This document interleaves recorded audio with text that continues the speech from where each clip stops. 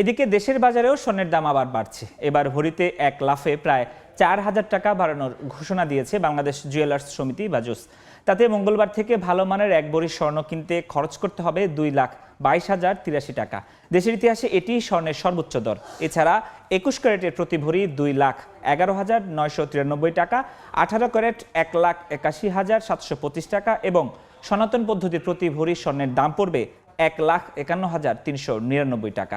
চলতি বছর দেশের বাজারে স্বর্ণের দাম মোট ৮৮ বার সমন্বয় করা হয়েছে, যেখানে দাম বাড়ানো হয়েছে ৬১ বার আর কমেছে মাত্র ২৭ বার।